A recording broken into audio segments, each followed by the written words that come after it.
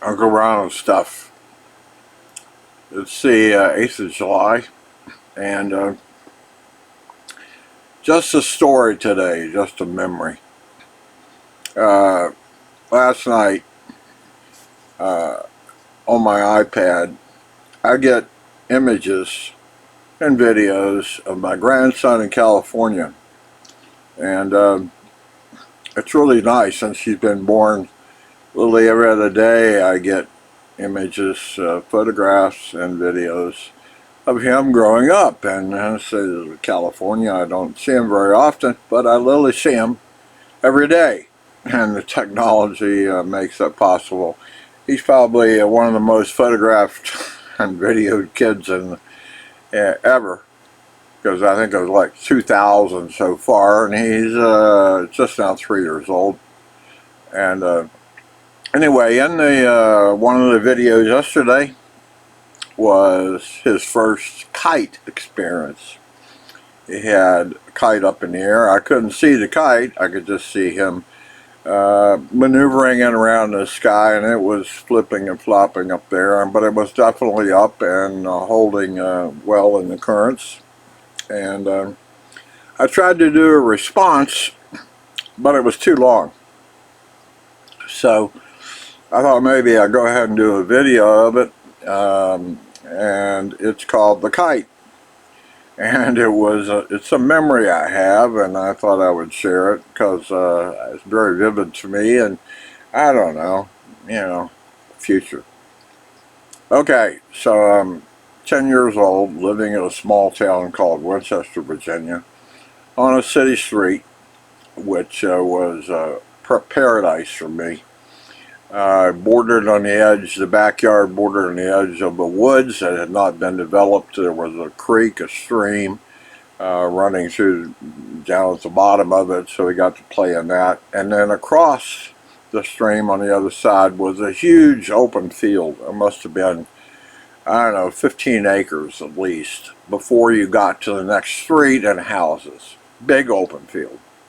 And anyway, when I was 10, 11, 9, I don't know, you could get a paper kite with wood slats for 10 cents. And kite season, I don't remember, probably in the spring sometime when you get to go outside and it was warm enough and, winds were good. So anyway, for 10 cents I bought a kite at a local grocery store. And for 10 cents you could get 100 feet of kite string around a cardboard tube. So got the kite up and put a long tail on it. The winds were pretty good. Put a long tail on it. Got it up, and it was like rock solid in the sky. It didn't move left or right, up or down. It just held. The winds were perfect this day. It just held right in that spot. So 100 feet, okay. So we scrounged around, and I don't know exactly how we came up with 10 more cents, because money was not laying around on the ground back then or in your pocket. But we bought another 100-foot string, tied it onto the one we had, got up 200 feet, and just went straight up.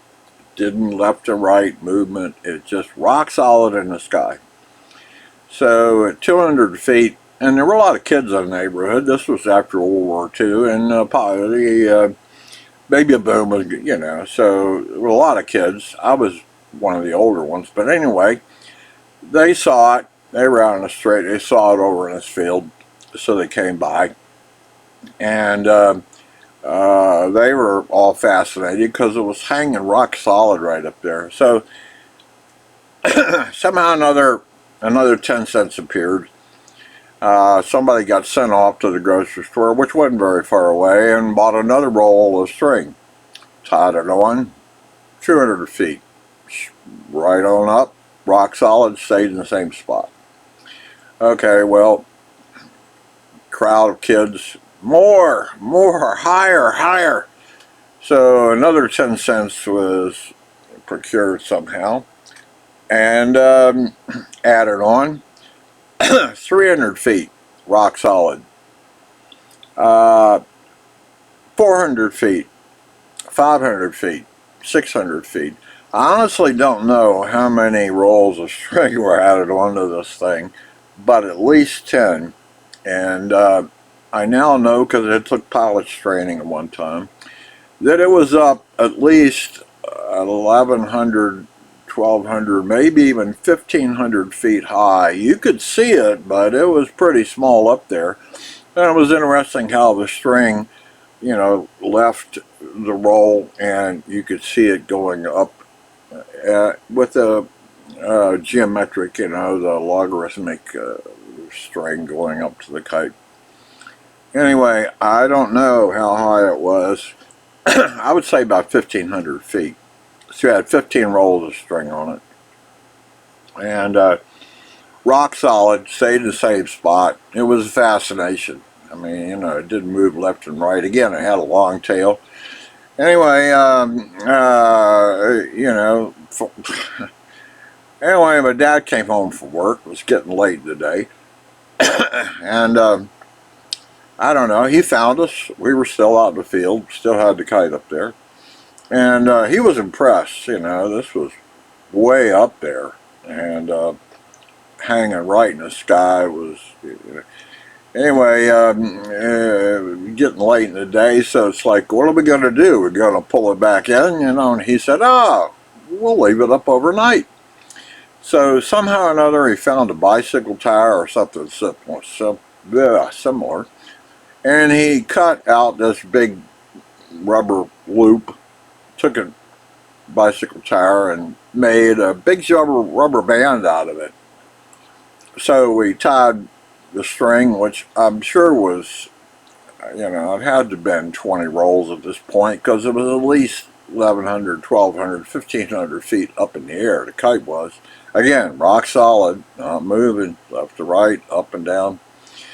So we tied this rubber band onto the string that went up, and we anchored the rubber band in the ground. As I remember, we put a rock on it, but it doesn't really make sense at this point. It must have been some other kind of anchor. But anyway, we anchored the rubber band, and you could see the rubber band did sort of work. Winds was pulling fairly steady, but there was some flexibility to it. It wasn't a major pull when you held it. It was there. Winds were keeping the thing up. But anyway, we attached this rubber band and went off to dinner, and one last check before bedtime. Came back. It was now getting dark. You could hardly see the kite in the sky, even though there were a lot of stars back then. It had disappeared. It was so far up and indiscriminate. I think it was red. Okay, but you could see the string heading upward. And last check before bedtime, it was still up there. Okay, so first thing next morning was to go check on the kite. And when we got there was the rubber band, but the string was laying out on the ground. It didn't go upward anywhere, and a search of the sky revealed no kite. Okay, so I don't know. I can't remember winding up the string that was on the ground, but we must have done it, and I don't know how many feet we gathered up. But we went searching for the kite, and again, this was a giant field behind her house, and it was, I don't know, a couple hundred yards at least to the next street over, and we searched in all directions. Never found that kite.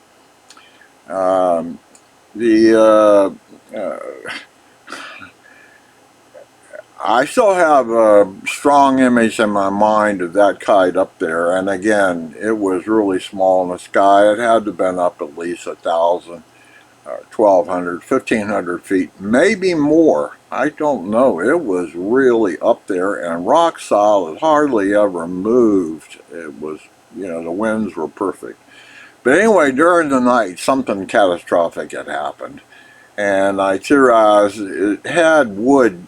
These came with wood pieces that used, it was like a cross, you know, from wingtip to wingtip, top to bottom, and you took a string and you bowed the kite so the paper was tight, you know, made a nice sort of shield kite. And a gust could have, the wood could have broken. Either slat, if it broke, would lose the aerodynamics of the kite. Um, that could have happened, a gust of wind. It was up high enough, I believe the winds were going to prevail for a long time. Now, they may have shifted, and the rubber band may not have had quite enough flex in it to keep that, to respond to a really strong gust of wind, and therefore the string could have broken, or the wood could have broken, and the kite itself. Um, Obviously, the string broke at some time or another, or it came untied. We had tied on roll after roll after roll of this stuff. I wasn't ever sure the string came untied, the string broke. If the wood had broken, we probably would have found the kite on the end of the string, but that wasn't the case. So the string either came untied or broke. But it was up a long way.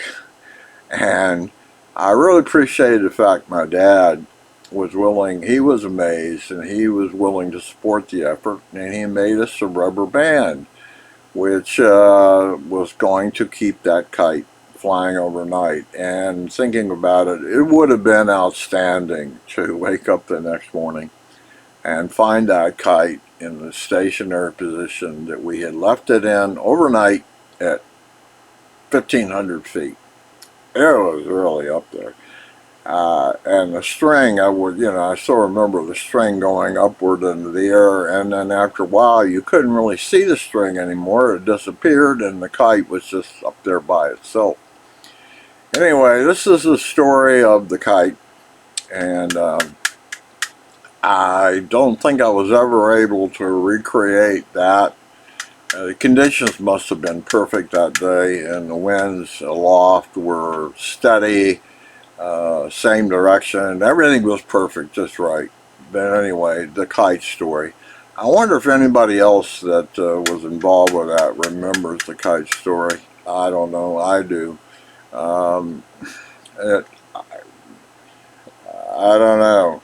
Fly a kite, 10 cents. Uh, that's pretty much the end of the story. It was a childhood memory associated with other childhood memories, but the kite was a special deal. Don't have any photographs, have no video, anything like that. This was early 1950s. Again, 10 cents bought your string, 10 cents bought you a kite. I don't even know how many rolls we wound up buying, as I said. I'm surprised at the grocery store where we bought them at, which I think was called Cornwell's grocery store on Route 7, National Avenue, had that many rolls of string, because we must have bought them out. I don't know again how many rolls, but it was up at least 1,200, 1,500 feet. So you had to, you know, 20 rolls, 2,000 feet of string on it. I don't know. Anyway, that was the bestest kites that I ever had up in the air. So this is the kite story. There's nothing special about it. Perfect day, perfect conditions. And I very clearly, if I focus on my nose, I can see that kite way up there in the blue sky. And I don't remember the cloud, but you know, I'm old, and it's interesting to me how memories and reality can, you know, memories are changed over time. They get adjusted. They get pieces, fragments break off, and new fragments are added, and out of your collective memories or something. But the overall story of the kite is absolutely true. I remember it, and it was a great and wondrous time monument. I made reference one time to memories having a time monument. That rubber band anchored to the ground is a time monument for me. I can go back to that place in time whenever I want and see that kite, see that rubber band, see that string disappearing up into the sky. And so we all have, I assume, memories like that. This was a time monument called the Kite, and that's enough for Uncle Ron's stuff today. It's 8:19. I'm almost ready to go outside in the dirt, but haven't done so yet. And hopefully enjoy my short little story. Peace be with you.